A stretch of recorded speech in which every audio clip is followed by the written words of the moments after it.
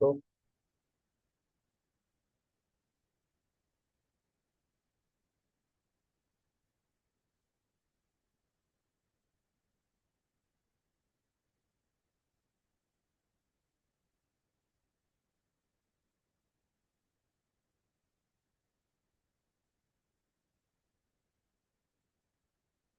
ya, udah jadi.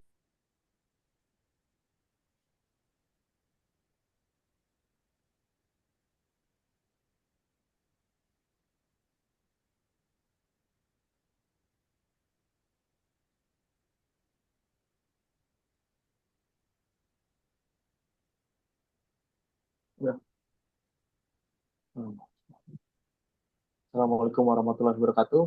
Eh, sini saya sama Baryadi dan teman saya Hendra Budi Setiawan dan Hamida Wulandari.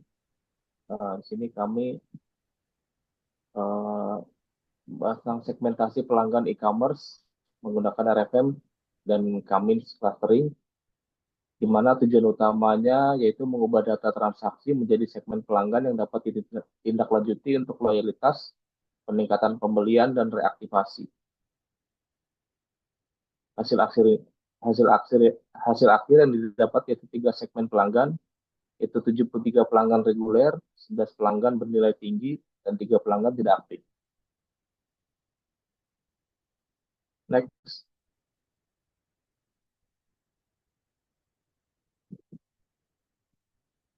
eh, Latar belakangnya yaitu mengapa segmentasi pelanggan diperlukan. Data transaksi tidak hanya mencatat penjualan, tapi data tersebut menyimpan pola perilaku pelanggan. Di mana ada masalah itu pemasaran seragam, pelanggan memiliki tingkat aktivitas dan nilai yang berbeda. Perlakuan yang sama membuat promosi kurang tepat sasaran.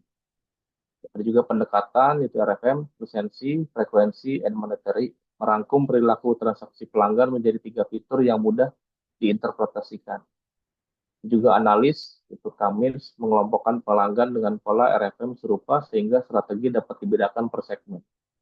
Untuk pertanyaan penelitian, itu bagaimana membentuk segmen pelanggan yang terukur, memilih jumlah klaster terbaik, lalu menerjemahkannya menjadi strategi pemasaran. Untuk dataset e-commerce 2024 sampai 2025, ada empat tabel utama digunakan dan dihubungkan melalui ID order, pelanggan, serta produk, di mana ada order sebanyak 226 yang merupakan transaksi awal, detail order 420 baris rincian item, dan ada 105 pelanggan, dan ada produk berjumlah 115 untuk periode transaksi dari 15 Januari 2024 sampai 30 November 2025. Dengan catatan transaksi berstatus dibatalkan tidak digunakan untuk pembentukan RFM. Unit analisis akhirnya yaitu 87 pelanggan dengan transaksi valid.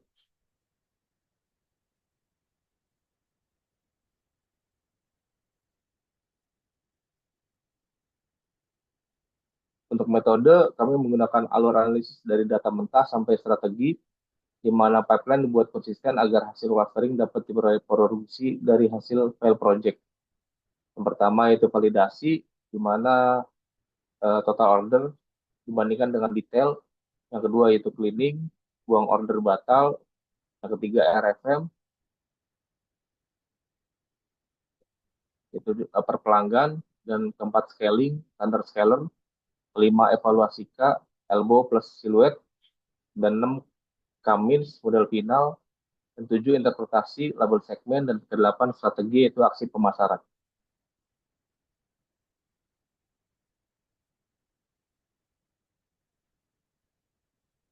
Pre-pros, oh ini,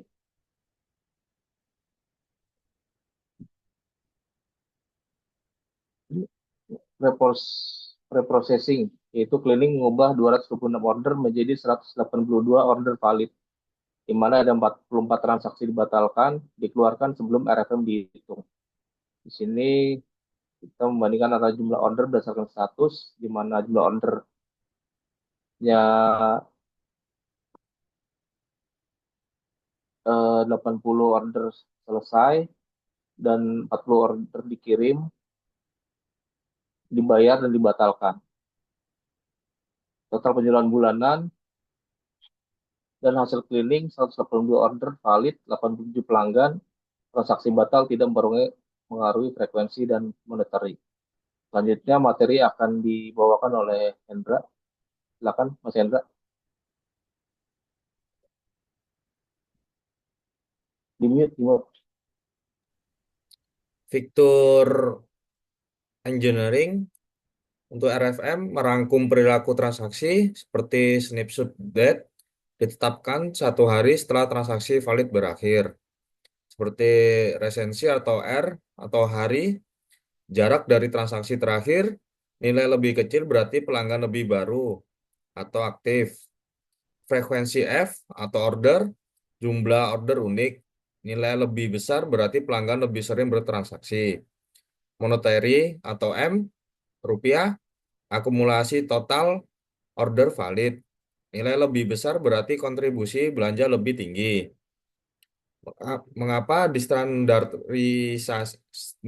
standarisasi seperti monetary berskala rupiah, sedangkan resensi dan frekuensi jauh lebih kecil. Standar scalar membuat membuat ketiga fitur lebih seimbang dalam perhitungan jarak K ke means. Pemilihan K atau K sama dengan 3 memberikan pemisah terbaik. Seperti elbow method digunakan sebagai pemeriksa intertia. Shillhauter score menjadi indikator utama pemisah klaster. Untuk elbow method dari jumlah cluster K dari 140 turun ke 8, sedangkan Shillhauter score untuk pemilihan K dari 0,60 naik ke 0,65 hingga turun ke 4 dan terakhir ke 8. Seperti K sama dengan 3, titik Shillhauter score sama dengan 0,671. Hasil clustering 3 segmen dengan karakteristik yang jelas. Perbedaan utama terlihat pada kebaruan transaksi, frekuensi pembelian, dan nilai belanja. Pelanggan reguler sebanyak 73 pelanggan, resensi 179,18 hari, frekuensi 2,00, untuk monetary sejumlah 178.507 rupiah. Bernilai tinggi 11 pelanggan, resensi 25,55 hari, frekuensi 3,00, monetary sejumlah 284.636 rupiah. Tidak aktif ada 3 pelanggan, untuk resensi 659,67 hari. Untuk frekuensi 1,00, monetary dalam jumlah 94.000. Interpretasi segmen bernilai tinggi paling baru, paling sering bertransaksi, dan memiliki nilai belanja rata-rata tertinggi. Profil segmen karakteristik RFM dalam skala relatif atau resensi diubah menjadi indikator aktivitas agar arah interpretasi konsisten. Skor lebih tinggi sama dengan lebih aktif atau baik. Seperti karakteristik RFM setiap segmen pelanggan. Untuk pelanggan reguler, jumlah yang paling tinggi warna biru 0,7, sedangkan yang oranye di bawahnya lagi 0,6 dan sampai warna hijau 0,6. Pelanggan bernilai tinggi, segmen pelanggan dari warna biru 0,9, untuk warna oranye dan warna hijau ada 1,0. Sedangkan pelanggan tidak aktif ada di 0,3. Bacaan utama bernilai tinggi unggul pada aktivitas, frekuensi, dan nilai belanja. Untuk reguler berada di tingkat menengah dan menjadi kelompok terbesar. Tidak aktif memiliki aktivitas sangat rendah dan membutuhkan rektivasi. Komposisi mayoritas pelanggan berada pada segmen reguler Distribusi ini membantu menentukan prioritas strategi dan alokasi promosi, seperti komponen segmen pelanggan. Ada 3,4% atau 3 pelanggan, ada 12,6%, ada 11 pelanggan, dan ada 83,9%, 73 pelanggan. Untuk 83% ada di reguler dan bernilai tinggi ada 12,6% dan tidak aktif ada 3,4%. Untuk materi selanjutnya disampaikan oleh Mbak Wulan Hamidah. Baik, selanjutnya adalah implikasi bisnis terhadap strategi yang berbeda untuk setiap segmen. Eh, jadi clustering ini menjadi berguna ketika hasilnya diterjemahkan menjadi tindakan yang spesifik. Di sini ada 3 cluster. Yang pertama, dia bernilai tinggi, yang mana dapat dipertahankan dengan program loyalitas dan penawaran eksklusif, cross-selling atau rekomendasi personal, dan juga dalam menjaga pengalaman agar tidak churn. Yang kedua ada reguler dengan menaikkan nilai, ada bundling dan minimum purchase, terus ada program point, lalu dorongan frekuensi dan monetary. Yang tidak aktif ini dalam reaktivasi, terdapat voucher comeback, penawaran berbatas waktu, dan pengingat promosi. Next. Di kesimpulan akhirnya ada RFM plus Cummins itu menghasilkan segmentasi yang dapat ditindaklanjuti, yang mana hasil utama dalam penelitian ini dirangkum dalam 4 angka kunci.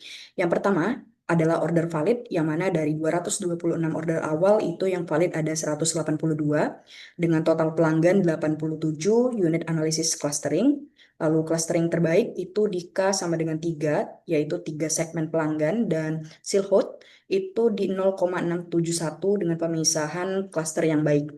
Jadi 73 reguler, 11 bernilai tinggi, dan 3 tidak aktif, sehingga segmentasi itu dapat menjadi dasar program loyalitas, peningkatan pembelian, dan kampanye reaktivasi. Dari evaluasi penelitian tersebut, keterbatasan dan pengembangan berikutnya, hasil ini berlaku pada dataset yang dianalisis dan perlu diuji ulang apabila konteks bisnis berubah.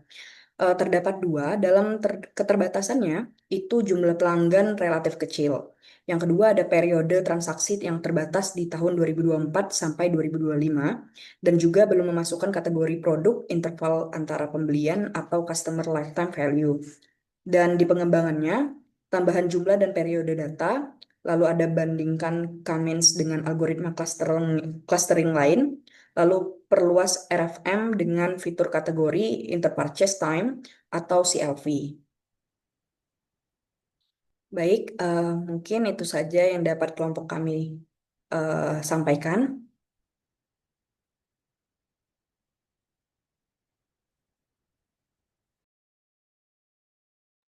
Kurang lebihnya mohon maaf. Terima kasih. Wassalamualaikum warahmatullahi wabarakatuh.